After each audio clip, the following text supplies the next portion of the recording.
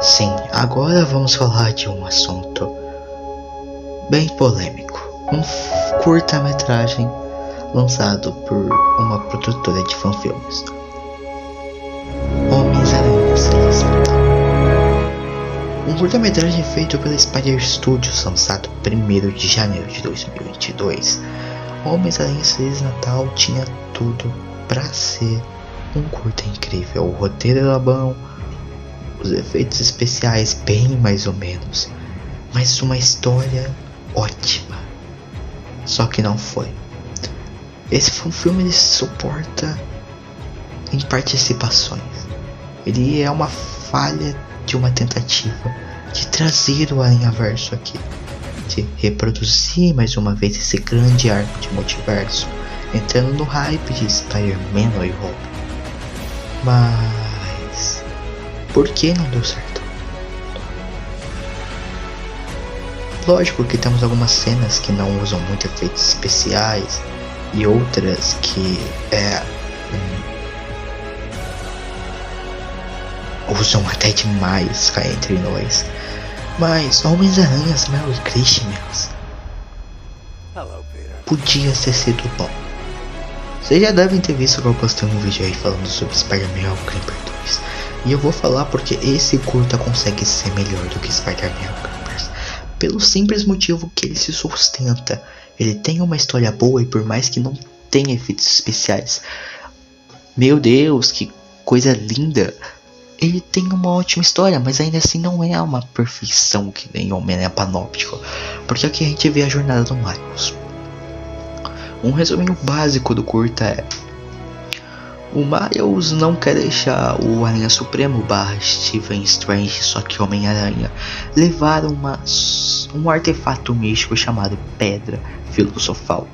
Por isso o Miles foge com a pedra e acaba abrindo um portal entre dimensões e caindo na dimensão de Miles Morales, exatamente, Miles Morales do PlayStation 5.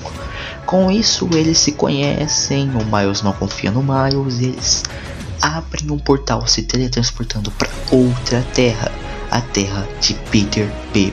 Parker. Exato. Miles e Peter B. Parker já se conhecem, dando um indício que talvez ele fosse o Miles que apareceu em Aranhaverso, ou uma versão alternativa daquele Miles. Resumindo, depois disso eles bolam um plano, o Steven tá chegando para recuperar a Pedra Filosofal e eles saem num web swing um tanto duvidoso. Logo após isso, Steven captura o Miles e prende ele numa teia mística de uma dimensão espelhada, onde ele tenta conseguir a pedra de volta, mas o Miles se recusa a dar. Logo após isso, Peter B. Parker e Miles pousam e se encontram com Aranha de Ferro e 2099, ou Miguel O'Hara e Amadeus Cho, de acordo com aqui, né? E de acordo com isso, depois a gente vê eles se unindo, indo salvar o Miles. Eles têm uma lutinha até que boa, podemos dizer assim, com o Aranha Supremo. Depois o Miles joga o Aranha Supremo num portal para outra terra. Resumidamente, depois disso eles vão para uma base secreta onde o Miles tenta refletir. E temos alguns diálogos interessantes e... Que papo é esse? Eu que sou o Homem-Aranha. Nada a ver, eu que sou o Homem-Aranha. Não, gente, eu sou o Homem-Aranha. Eu sou o Peter. Então você tem teias orgânicas. Vamos fazer a pergunta que todo mundo quer saber. A sua teia sai pela bunda? Não, sai pelo pulso. Tá. Voltando ao assunto. Depois disso, o Miles tem uma conversa com o Homem-Aranha 2099 / Miguel O'Hara, e é onde ele arruma esperança para continuar seguindo, que é uma das minhas cenas favoritas desse curta. Depois da cena onde a gente vê os Homens-Aranhas indo embora, mas a gente não chegou lá ainda. Continuando, o Miles ele arruma esperança e continua, ele se levanta.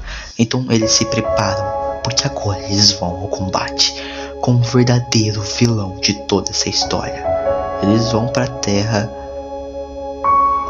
666, no caso 666, a Terra de nada mais, nada menos do que o Carnificina.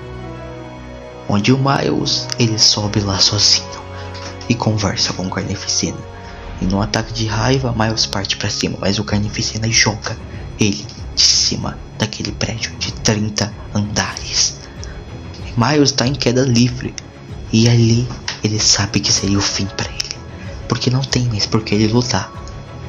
Talvez aquela tenha sido a hora dele, a hora de pagar pelos seus erros. Mas os seus amigos não deixam. Eles fazem uma, podemos chamar de corrente humana, salvam o Miles. E o Miles levanta mais uma vez para derrotar o Carnificina. Não com só um bem vencendo o mal, mas o bem se levantando de novo, porque eles precisam dele. Logo após isso, o Carnificina é jogado para algum lugar de acordo com o roteiro. E depois vemos os Homens-Aranhas indo embora, com uma despedida até que bem legalzinha. E o final com o Miles e o 2099 tendo um diálogo. Um diálogo deveras inspirador. Mas no final de verdade, de acordo com alguns rumores e insiders, veríamos o Steven deixando o Miles na sua terra, em cima da Torre da Liberdade. E depois veríamos o Miles encontrando alguém. E esse alguém seria Morgan Stark. Mas esse final foi excluído.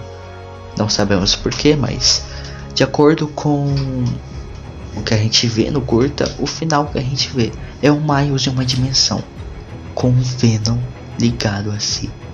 E aí, as últimas coisas que a gente vê antes da cena sumir é eles falando que o Carnificina vai voltar. E eles têm que estar preparados. Enquanto isso, o Miles vai achar o Adrian. Depois da cena pós-créditos, nós vemos o Miles praticamente chorando ali aos prantos em frente do capacete do Homem de Ferro, enquanto o mundo é acabado. E quando o Miles estava para morrer, nada mais do que um portal se abre e o taca numa dimensão. A dimensão onde se passa a série do Spider-Verse. Basicamente essa é a história do curta, então vão lá assistir, porque é bem mais legal vocês assistirem. Aposto que vocês vão rirem muito com os efeitos especiais. E eu indico para assistirem, porque de certa forma é divertido. Tem alguns diálogos legais, umas mensagens motivacionais também boas. E apesar de tudo, esse curta ele consegue se sustentar, porque ele é assistível se você tiver paciência. Porque por mais que o Carnificina não seja um vilão desenvolvido, ele não é o vilão de verdade. Nem o Strange, nenhum dos dois são os vilões, mas o Miles é o vilão. E ele tem mais tempo de tela por causa disso. Ele é o vilão da história, e ele sabe disso. Por isso, quando ele tá em queda livre, ele se entrega, porque ele não tem por que se levantar. Ele não tem família, não tem amigos, não tem mãe, não tem pai, não tem ninguém por que se levantar, não tem ninguém por que lutar. Então ele se entrega nas mãos daquela queda livre. Mas ele vê que os amigos dele continuam lutando para salvá-lo, e ele toma a esperança dali, porque ele não precisa lutar porque ele quer, mas sim porque eles precisam dele. Precisam do Miles Morales, o amigo deles. E ali o Miles se levanta mais uma vez e nocauteia o Carnificina. Assim acaba Homens-Aranha Feliz Natal. E por isso é especial, porque o Miles está se levantando de novo. Não porque ele quer, mas sim porque ele precisa. Porque pessoas precisam dele, precisam que o Homem-Aranha se levante. E é bem complicado de entender essa mensagem, mas se você prestar muita atenção, você vai perceber.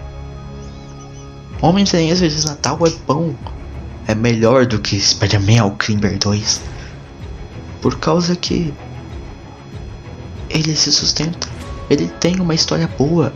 E por mais que você não se encontre tanto nos personagens quando você se encontra em um filme da Sony,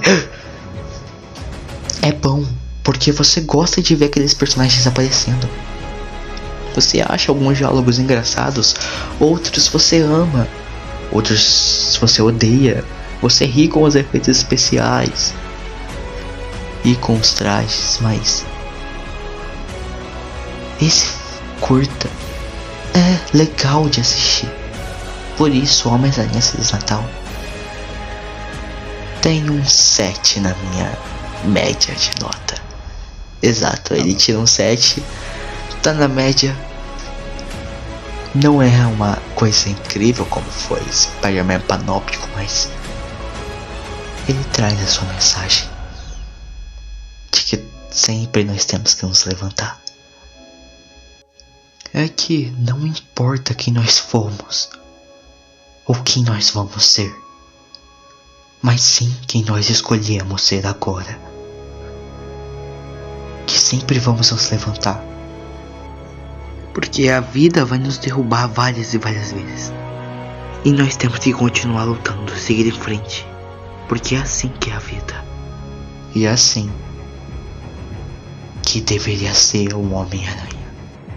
E é.